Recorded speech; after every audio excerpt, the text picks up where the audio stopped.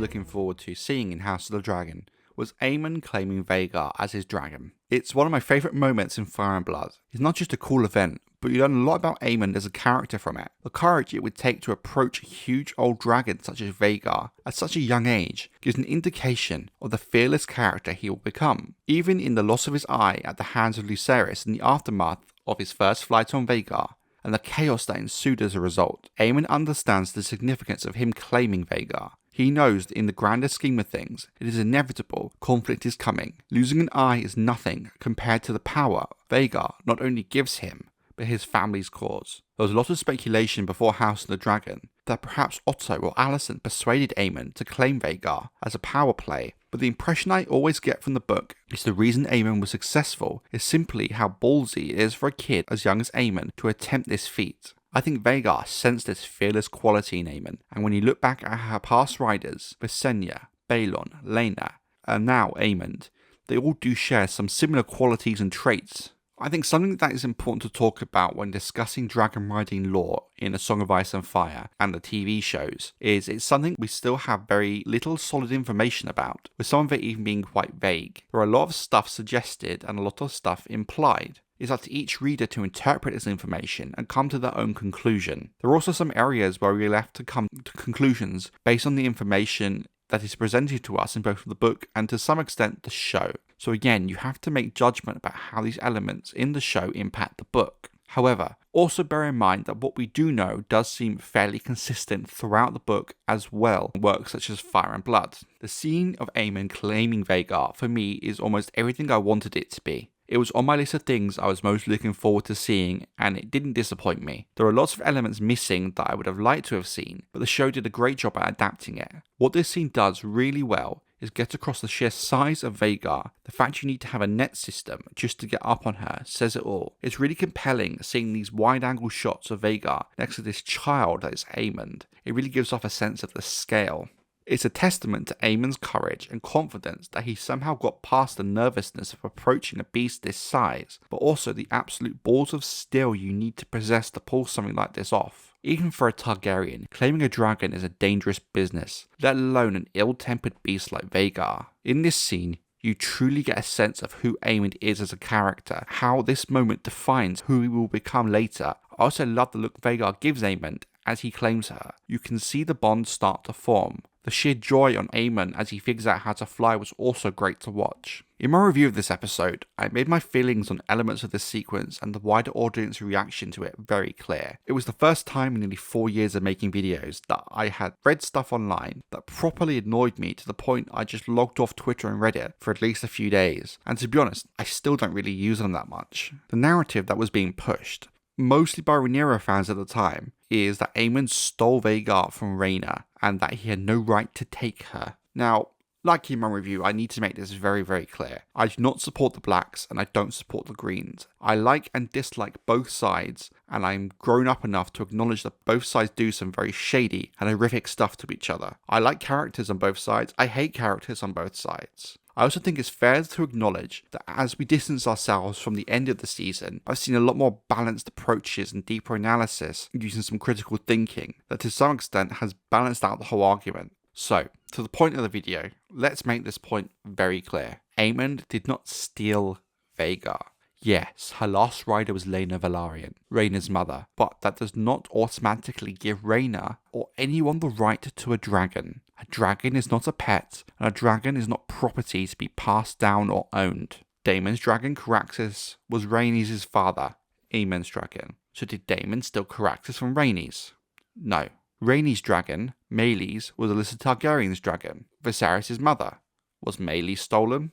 Dragons are not family heirlooms to be passed down. However, I have seen some arguments, especially in my own comment section, that technically all the dragons are property of the crown, therefore the king. So in a way, claiming a dragon without permission would technically be stealing from the king. So just as much as you can say that claiming Vhagar was Aemond's active choice, accepting him was also Vhagar's choice. It's very clear from both the book and the show, especially in House of the Dragon, that dragons do possess some form of agency. A dragon bonds with whomever it chooses. Like I've already discussed, Vhagar saw or sensed something about Aemond that made her connect with him and bond with him. Was it maybe not the best time at Rhaena's funeral to do this? Probably not. But let's look at this objectively for a moment. Aemond is a kid. He's not going to be looking at the bigger picture that way. But at the same time, you can also sympathise with Rhaena and understand her upset at Vhagar being claimed. It was her mother's dragon, and she maybe viewed Vhagar as her last connection with Rhaena, as Rhaena's last remnants. But at the end of the day, that does not change the fact Vhagar was not stolen. That Rhaena is not entitled to her like a family heirloom to be passed down.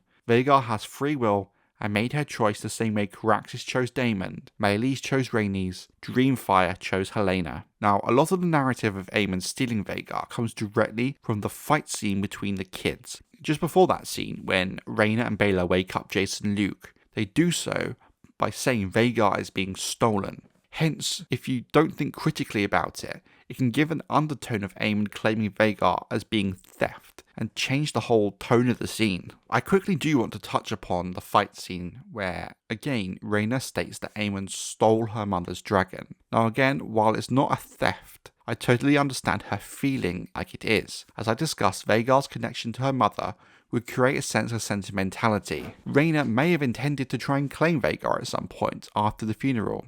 Aemond did go through with this, at least in the show, without the knowledge of his own family. Maybe in the books Otto and Alicent pushed him to do it, but that's a matter for another video. The thing is, I can understand why she feels like Vhagar was stolen from her. That doesn't make the argument right though, but I get it. Now if you want to argue Aemond stole the opportunity for her to claim Vhagar, well that's a different debate altogether. Having Baela and Rhaena involved in the fight with Aemond was, in my opinion, a great idea. Especially given the fact that Joffrey is way too young in the show's canon to be involved at all. I know a lot of people have taken issue with how the fight goes down online, but all I would say is this. I will agree that Aemond was a bit of a dick and arrogant the way he spoke and his choice of words towards Baela and Rhaena. However, the girls were the one to escalate the fight to physical violence first, by hitting Aemond, turning it all into sheer chaos. This results in the fight escalating, Luke pulling in the knife and Aemond losing his eye. Honestly, I do agree with Viserys on this one. The whole fight was a ridiculous situation. Aemond shouldn't have insulted the girls. The girls should not have attacked him. Aemond shouldn't have called Jace and Luke bastards. And then Luke pulling the knife. The whole situation, even in the books, is ridiculous, all fueled by hatred installed by their children's respected mothers. The same basic principle applies here. The scene was fantastic and did exactly what it needed to do. I've seen a lot of people claim it was an ambush. However, I don't think they had any way of knowing Aemond was the one claiming Vhagar. Yes, they should have gone and told a guard or an adult what they saw, and going to confront the person claiming the dragon creates an air of hostility that does feel like they were planning to ambush Aemond. I simply think they were not fully really thinking the situation through, as most kids would do. I've also seen some people say, why did Luke bring a knife to the fight in the first place? But the thing is, you need to think of the setting of the story. And it does seem very common for near everybody to be armed, even children. So Luke having a knife doesn't really seem out of the ordinary to me. There are two more points I want to bring up briefly about the idea of a dragon choosing to bond with who they want. And also, how deep this connection can run. Now in the book, when Aemond is slashed across the eye, at the same moment, Vhagar lets out a huge roar that wakes everybody in the castle. This is one of the biggest bits of evidence we have in regards to dragons and their riders having some kind of mental connection. For me, it really speaks to how choosing to bond with a rider is such an important thing for a dragon, and how much of a two-way bond it really is. I think it's one of the elements of how the show handles this sequence I really miss from the books. Wish they kept it in, but this leads me back to the idea that despite this two-way bond, that dragons do still have some sense of agency and free will. As we see in episode 10 of House of the Dragon, after the confrontation between Aemond and Luke at Storm's End, when Vhagar and Arrax fight in the storm, it seems that Aemond didn't actually intend to kill Luke, that he lost control of Vhagar, who then killed Luke and Arrax. Now, there are a couple of theories why this could have happened. First, we have the idea that if there is a telepathic bond between the dragon and the rider, as the book suggests, for example, Vhagar reacting to the loss of Aemond's eye, then maybe Vhagar could sense the anger and hatred towards Luke from Aemond, and that feeling was so strong that the rage within Vhagar led to her killing Luke and Arrax. We also have the fact that, as someone pointed out, that Arrax was blasting Vhagar with dragonfire during the chase, which could have intensified that anger. What this also supports is the idea that dragons, even with the bond, have some kind of free will and agency still. The Vhagar chose to ignore Aemond's commands and attack and kill. If dragons still have that level of agency and free will with a dragon rider, then I think it's fair that we can speculate that free will could be even greater when they are riderless, hence adding weight to the idea that Vhagar freely chose to bond with Aemond. What I find really interesting about this topic is your take on the issue really comes down to how you personally interpret the limited dragon lore we get from the source material. And while there's a lot of stuff we do know and a lot of stuff we have a general consensus on, there are people who could have very different views on the same information. Is why I like making videos, as I like to hear and talk to people about their own ideas and interpretations of the source material, as I feel it broadens my own interpretation and maybe teaches me things that I've overlooked and missed. At the end of the day, talking and discussing and learning from like-minded people is how we can learn and expand our ideas, even if it's something we don't quite agree on. So I look forward to hearing your guys' views in the comments.